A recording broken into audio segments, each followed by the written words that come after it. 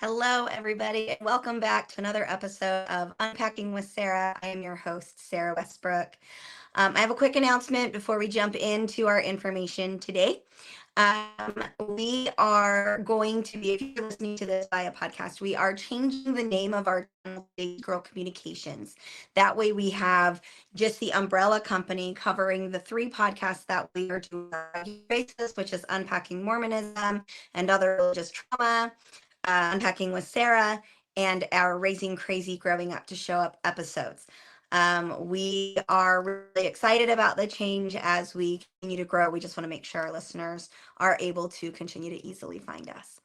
Alrighty, so when you are in counseling or you're doing a lot of self-help work, you're gonna hear a lot of talk about feelings.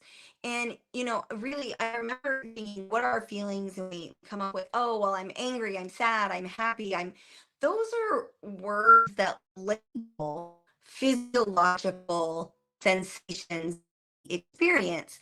And so I've come up with this worksheet. Alex, if you can go ahead and pull that up, that we will make available on our website as soon as I've got the copyright information the rest of the way filled in. So you will be able to find and download this worksheet on our website at daisygirlcommunications.com here probably in the next week or so. We're still working on getting all of that updated.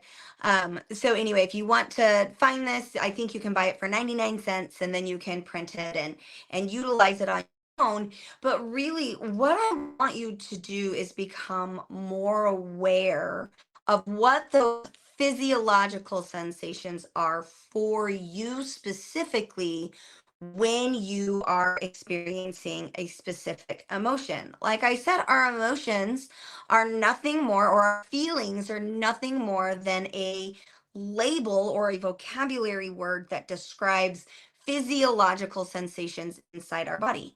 So, for example, I filled this out for Sarah. If Sarah is feeling rage or anger, what that normally looks like for me is that in my forehead, I get really tight, or my face will get really hot. My jaw gets clenched. I tend to like grind my teeth when I'm angry or frustrated, or definitely when I'm raging. I don't feel like I can swallow as much, so my mouth will fill up with a lot of spit. My chest will be pounding, like I can hear and feel my heart. My biceps, my arms, my hands, they all start to shake. I tend to or want to hit, punch, throw things when I'm in a rage. My stomach gets really hot and tight, like I can feel automatic indigestion. It's like my body becomes hyper aware of that. My knees and legs actually feel kind of weak, which might seem off. A lot of people are like, oh, I get a surge of energy all through my body so that I can run and whatnot. I don't get that. In my legs, I tend to get really weak. And in my upper body, I get that surge of energy, which is probably feel like throwing, hitting, punching.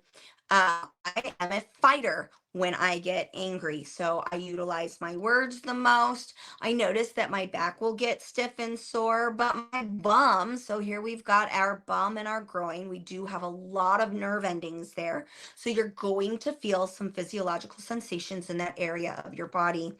And so anyway, I'm going to feel a lot of, for me, shuddering and weakness in my bum, but in my groin area, like my hoo-ha gets hot and angry and very protective. Like I feel to protect that spot, and it's hot and angry for whatever reason. My neck gets really stiff, my shoulders get really tight or tense.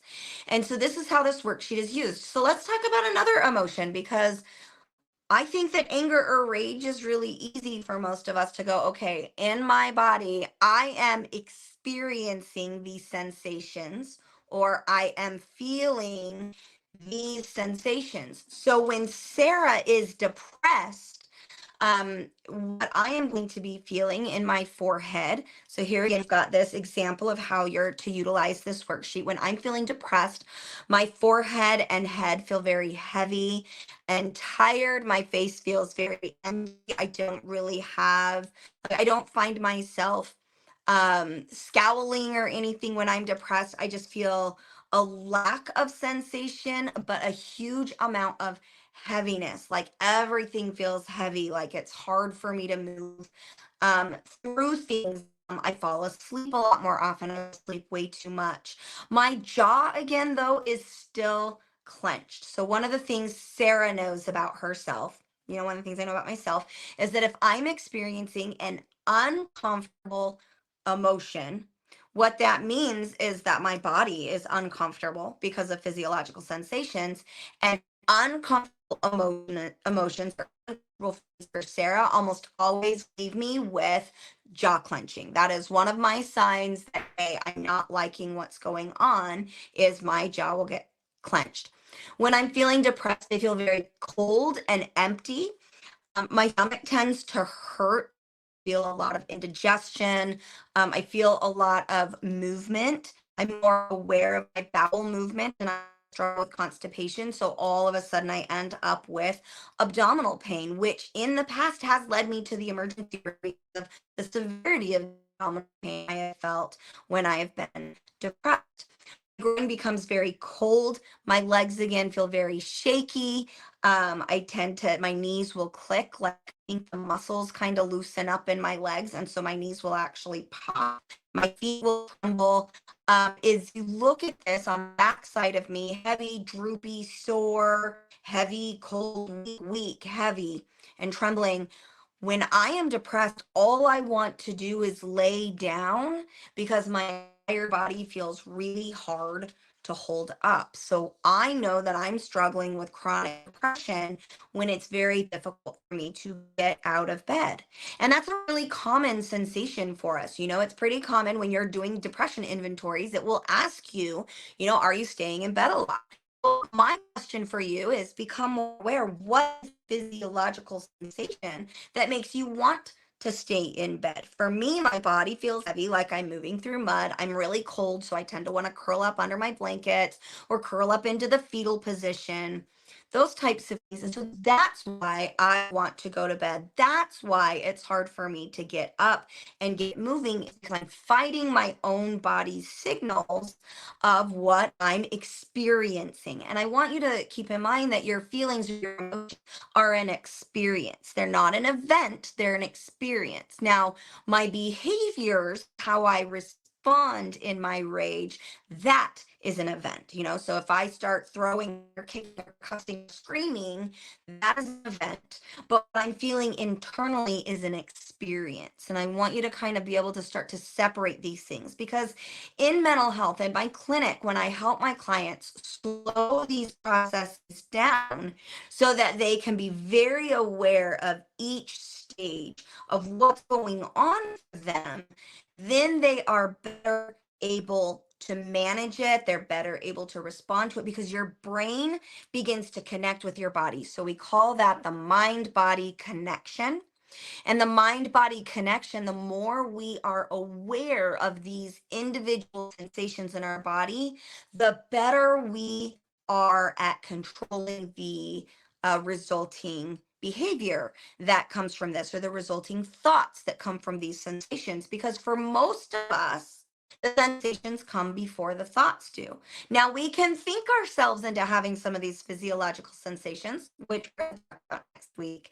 But for the most part, we are going to have something triggers us, we have a feeling, then we have a behavior. And then we have yeah, behavior, I was going to say, and then an action. That's the same damn thing. I apologize about that. Old thought used to be there was a triggering event. I had a thought and then a reaction. And that's just not the case. Our body, our amygdala works faster than our frontal cortex. Our thoughts are coming from our frontal cortex. Our emotional brain also responds faster than our frontal cortex. So the order is, there's something, sometimes we can identify that trigger, sometimes we can't. And then we get sensational changes in our body, which then causes a thought or behavior. And sometimes the behavior comes first. If you're in your amygdala, your behavior will often come before your thought. And if you're in your frontal cortex, which we're going to talk about right now, when I feel joyful, I'm usually in my frontal cortex rather than my amygdala. I might still be in my emotional brain, but when I'm in my frontal cortex, I usually will have a thought before an action. But it's important for us to recognize that oftentimes those actions can come before thought. Thinking that thought always precedes the action is kind of an old way of thinking. We have since then removed that. Also, please note if you're watching this, cell phone picture shadow in there. I filled these out this morning. So when Sarah feels joyful, I'm going to name the emotion, then I'm going to identify the physiological sensations. And then, of course, on this, it says move or rest, identified discomfort. And we're going to talk about more about that here in session 3, A, B, and C. We're going to kind of break this worksheet down a little bit more.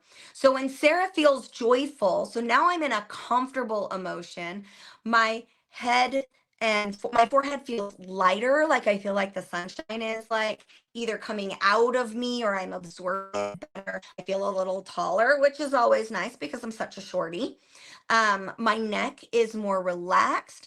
I brightness. I feel alive, like really happy. See, there's another title. There's another label for the emotion rather than the sensation, but I feel brightness coming out of my face. I feel warmth in there. My chest feels very open. I have this sensation like I get these fun, comfortable tingles in my biceps, like a hug everything. Like when Sarah is joyful, I'm a toucher, I'm a feeler, I'm very a tactile person. So I want to hug you, I want to ruffle your hair, I want high five, I want a fist bump, elbow bumps, whatever. So I'm very relaxed in my biceps, but I also get those little tingles of like, woo, we got to do this. In my groin, I become aroused, and this is normal, and that does feel sexual, but it also sometimes doesn't feel sexual. But it's like this, hey, I gotta move. Keep in mind, sensations in your groin area does not always mean sexual sensations. We have a ton of nerve endings down there. And so we feel things down there and we're really good at ignoring them because we kind of like to attach our groin and our buttocks with sexual things. And it isn't always. So keep that in mind. Pay attention to those. We've shut them down because we've been taught from the time we were little, hey, we don't want to talk about this or we don't want to think about that, and ignore those sensations until you're married or until you're with a partner and whatnot. It is normal to have arousal or tingles or heat or clenching or tension in the area when you are not in a sexual brain space, and that's okay. That's normal. My bum gets really warm. My thigh and lower body really energized. So one of the things that's interesting for me is that when I'm having uncomfortable emotions, my belly button down tends to want to shut down and I get tingly and weak and shaky, and I get like these pins and needles that'll go on, but I'm in a comfortable brain space. Things from my belly and down wake up, and I've got all kinds of energy, and I want to skip and I want to ride horses. So I put down here, I feel skippy. I don't really know how else to do it other than there's like a buzz of energy going on in my lower body when I feel joyful.